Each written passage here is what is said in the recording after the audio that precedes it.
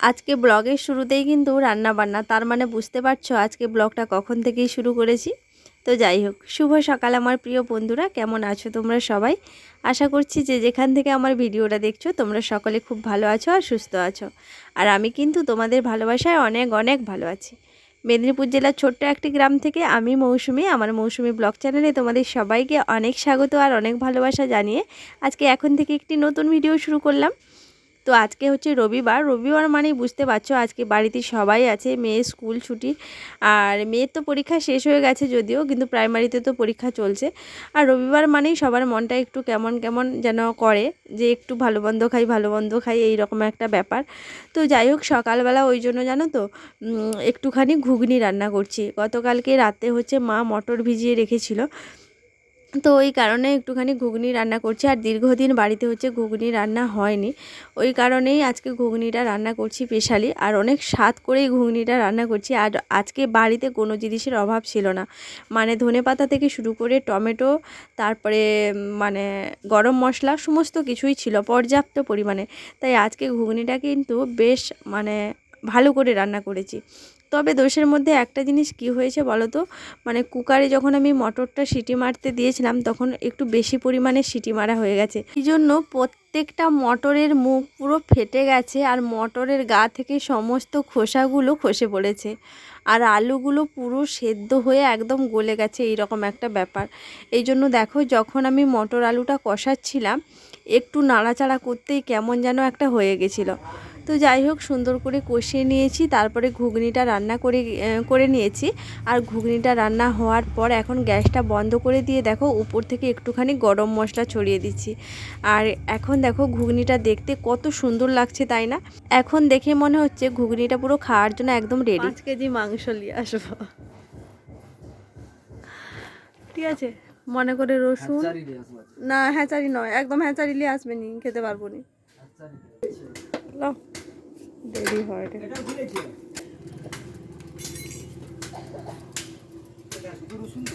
রসুন আর মাংস আর রিফাইন তেল নিয়ে আসবো, রিফাইন তেল না হলে সরষার তেলটা মনে করে নিয়ে আসবো। সবার মোটামুটি খাওয়া দাওয়া হয়ে গেছে, আর সবার শেষে হচ্ছে আমার পালা পড়েছে। কারণ কড়ার দিকে তাকালে বুঝতে পারবে এখন ঘুগনির কড়াইতে কতটা পরিমাণে তরকারি রয়েছে। তো এখন আমি আমার নিজের খাবারটা বেড়ে নিয়েছি, মায়েরও খাওয়া হয়ে গেছে। তোমাদের দাদা তো খেয়ে দেই যে মাংস আনতে গেল, কতদিন যে বাড়িতে মাংস হয়নি কি বলবো তোমাদের। ওই জন্য তোমাদের দাদাকে হচ্ছে মজা করে একটু বলছিলাম যে আজকে কিন্তু 5 কেজি মতো মাংস নিয়ে আসবে। যাই হোক, এখন খাওয়া দাওয়া করে নেই, তারপরে ও আসলে রান্নাঘরে যাব। খাওয়া দাওয়া করে সবে মাত্র উঠেছি, ও মা তার মধ্যে দেখি তোমাদের দাদাভাই হাজির। আর দেখো, ওই তো ব্যাগে মাংস ছিল, মাংসটা বার করলাম। আর ওদিকে দেখো ওই যে থানকুনি শাক ওটা কেটে রেখেছি, সেই যে কালকে রান্না করে খাইয়েছি সেটা এখনও বাবার মুখে লেগে রয়েছে, আবার নিয়ে এসছে। তবে আজকে শাকটা অনেকটা ভালো ছিল, মানে একটু সময় কম খরচ হয়েছে, তাড়াতাড়ি করে বেছে নিয়েছি। তবে আজকে দেরি হয়েছে, মানে রান্না চাপিয়েছি পুরো 1টার সময়, কারণ মাংস এসছে পুরো 12টা পেরিয়ে গেছে। তবে আজকে আর তাড়াহুড়ো করিনি, কারণ যত তাড়াহুড়ো করবো না কাজে তত দেরি হয় আর উল্টো পাল্টা হয়ে যায়। তো এখন দেখো সমস্ত কিছু কেটে নিয়েছি, মাংসর আলু, তারপরে হচ্ছে যে তরকারিটা রান্না হবে থানকুনি শাকের সেটাও কেটে নিয়েছি। এখন মশলাটা ভালো করে কেটে নিচ্ছি, সমস্ত কিছু কাটাকুটি করে নিয়ে না একদম পুকুর ঘাটে গিয়ে মাংস সবজি সমস্ত কিছু ভালো করে চটকে ধুয়ে নিয়ে আসব। আর ওদিকে কিন্তু আমি ভাতের হাঁড়িটা অলরেডি আগে থেকে বসিয়ে নিয়েছি, কারণ আমি তো জানি এগুলো করতে বসলে কিন্তু বেশ খানিকটা সময় লাগবে, আর ততক্ষণে কিন্তু আমার ভাতটা হয়ে যাবে। তাহলে আমি সমস্ত কাজকর্ম গুছিয়ে নিয়ে ভাতের হাঁড়িটা নামিয়ে নিয়ে তারপরে দুদিকে আমি রান্নাটা করতে পারবো, এটা ভেবেই কিন্তু আমি ভাতটা বসিয়ে দিয়েছিলাম। ওই জন্য দেখো বারবার শুধু পেছন ঘুরে দেখছি। আর দেখো না, এই মশলা কাটতে গিয়ে মানে পেঁয়াজ কাটতে গিয়ে আমার চোখ থেকে কত জল বেরিয়ে গেল, মানে কাঁদতে কাঁদতে আমি শেষ। তো যাই হোক, মোটামুটি করে সমস্ত কাজকর্ম গুছিয়ে নিয়ে রান্নাঘরে এসে ভাতের হাঁড়িটা নামিয়ে নিয়েছি। তারপরে যা যা রান্নাবান্না ছিল, পেঁপে ভাজা করেছিলাম, আর হচ্ছে পেঁপে ভাজা নয়, ওলকপি ভাজা করেছিলাম, আর হচ্ছে ওই যে থানকুনি শাকের তরকারি, আর হচ্ছে মাংসর ঝোল, এটাই করেছিলাম। তো ওগুলো হয়ে গেছে, এখন দেখো মাংসটা কষাচ্ছি। আর মাংসটা কিন্তু আমার ভালো করে কষানো হয়ে গেছে।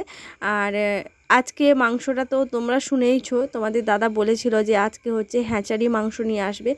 অনেক বছর আগে, মানে বছরখানেক আগে একবার নিয়ে এসেছিলো, কিন্তু এত পরিমাণে শক্ত ছিল আমরা কেউ খেতে পারিনি। তবে কি বলো তো, মাংসটার স্বাদ খুবই ভালো। ওই শক্ত হলে কি হবে, ওই মাংসটার স্বাদ ভীষণই ভালো। ওই কারণে তোমাদের দাদা বলছে কি আজকে মাংসটা তুমি কুকারে রান্না করবে।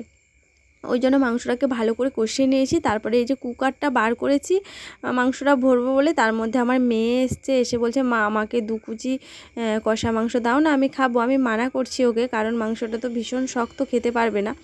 কিছুতেই শুনছে না, ওই জন্য ওকে 2 কুচি মতো মাংস বার করে দিয়ে বাকি মাংসটা দেখো এখন সুন্দর করে কুকারে ভরে নিচ্ছি। আজকে তো রান্না করতে অনেকটা দেরি হয়ে গেছে। এতগুলো রান্না করার আমার একদমই ইচ্ছে ছিল না। আমি চেয়েছিলাম আজকে শুধু মাংসর ঝোল আর ভাত রান্না করব, কিন্তু কি বলো তো, কালকে তো হচ্ছে শনিবার গেছে।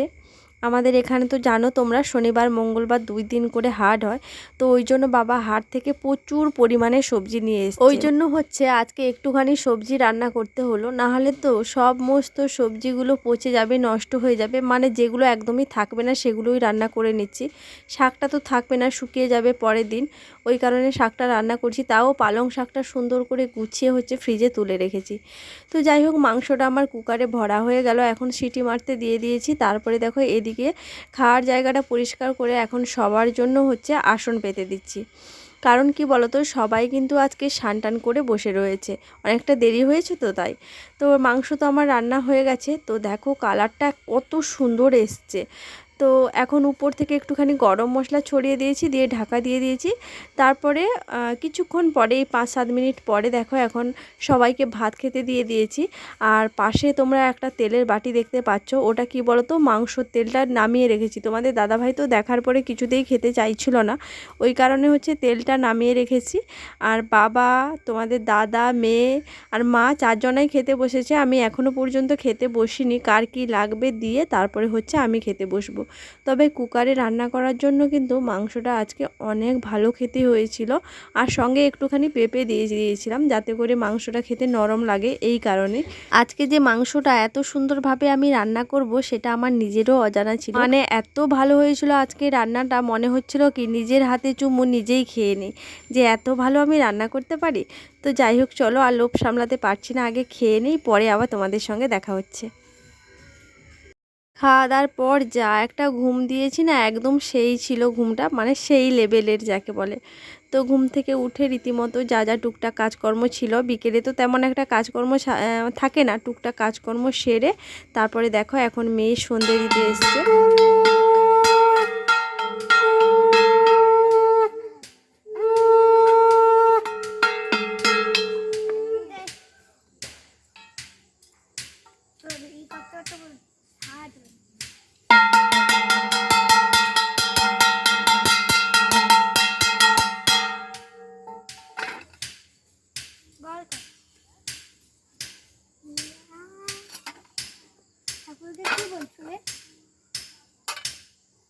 শুভ সন্ধ্যা, এখন 6টা 23 বাজে।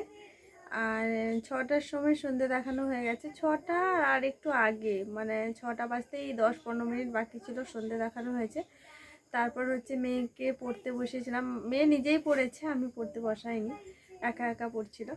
আর আমি সেই সুযোগে হচ্ছে রান্নাঘরে চলে এসেছি। কারণ কি বলতো, এখন তো দুপুরবেলা একদমই ঘুমোতে চায় না, যার কারণে সন্ধে 7টা বাজলেই ঘুমিয়ে পড়ে। তো ওই জন্য তাড়াতাড়ি করে খাবারটা তৈরি করে নিয়েছি। আজকে দুপুরবেলা তো মাংস হয়েছিল, মাংস তুলে রেখেছি। আর সকালের একটুখানি ঘুগনি ছিল, আর মা মাংসটা তেমন একটা পছন্দ করি না বলে মায়ের জন্য ঘুগনি তোলা আছে। মা হচ্ছে ঘুগনি দিয়ে রুটি খাবে। আর বাবাকে ফোন করে খেজুর গুড়ের কথা বলেছি, বাবা খেজুর গুড় নিয়ে আসবে, তারপর দুধ তো রয়েছে, দুধও নিয়ে আসবে। আর আমরা হচ্ছে মাংস দিয়েই রুটি খাবো, মাংস দুধ যার যেটা ইচ্ছে খাবে। তো এদিকে দেখো রুটি ভাজা হয়ে গেছে, এই যে রুটি ভেজে নিয়েছি। এখানে আপাতত এখন 16 পিস রুটি রয়েছে, 17 পিস রুটি করেছিলাম। গরম রুটি ভাজতে ভাজতে মা একটা খেয়ে নিয়েছে। আমি তো একদম খালি রুটি খেতে পারি না, ওই জন্য রয়েছে, যখন মানে সবাই আসবে তখন হচ্ছে খাবো। আর এখন হচ্ছে এই যে চা করব, বহুত দিন চা খাইনি। আর চাটা শীতকালে না খেলে ভীষণ কিন্তু কেমন যেন ঘুম ঘুম ঘুম ঘুম পায়, অনেক তাড়াতাড়ি ঘুম পেয়ে যায়। তো ঘুম পেলে আমার অনেকটা সমস্যা হয়, কারণ কোনো কাজই কমপ্লিট হয় না, মানে এডিটিং, তারপরে অনেক কিছুই কাজ থাকে, তো কোনো কিছুই হয় না। ওই জন্য আজকে ভাবছি একটু চা খাবো। মা রোজই চা করে খেয়ে নেয়, কিন্তু কি বলো তো, আমি না দুধ চা খেতে ভীষণ ভালোবাসি। সহ্য হয় না ঠিকই, তবে দুধ চায়ের প্রতি আমার একটা ভীষণ দুর্বলতা আছে। তো এই কারণে আজকে আমি নিজে চা করছি স্পেশালি। দুধ চা আমি খাবো, মাকে দেবো আর মেয়েকে দেবো। তো যাই হোক, চলো এখন চাটা করে নিই, তারপরে হচ্ছে চা খাবো। আর শীত পড়েছে, এটাই হচ্ছে আমার প্রথম চা খাওয়া। আসলে চাটা খেতামই না, একটুখানি দুধ রয়েছে দেখেছি। আর আজকে দেরি করে ঘুম থেকে ওঠার জন্য এত পরিমাণে লেজি লেজি লাগছিল, মানে অলস লাগছিল, কি বলবো তোমাদের। মনে হচ্ছিল কি আবার যেন ঘুম পাচ্ছে, আবার শুয়ে পড়বো, এইরকম একটা ব্যাপার। তারপরে ভাবলাম যদি সত্যি এইরকম চলতে থাকে তাহলে মেয়েকে পড়াবো কি করে, কালকে মেয়ের আবার পরীক্ষা রয়েছে। ওই কারণে তো ওই কারণে চাটা করেছি, আর সবার জন্য করেছি। আর আমার মেয়ে তো জানো, সে পুরো একদম চায়ের পাগল। ওই কারণে বেশি করে করেছি, মা আমি আর মেয়ে তিনজনাই খাবো। চাটা কিন্তু খুব সুন্দরভাবে হয়ে গেছে। এখন চাটা ছেঁকে নিয়েছি, আর আমার মেয়ে দেখো কত তৃপ্তি করে চাটা খাচ্ছে। তো যাই হোক, চলো আজকের ভিডিওটা এখানে শেষ করছি। সবাইকে টাটা, শুভরাত্রি।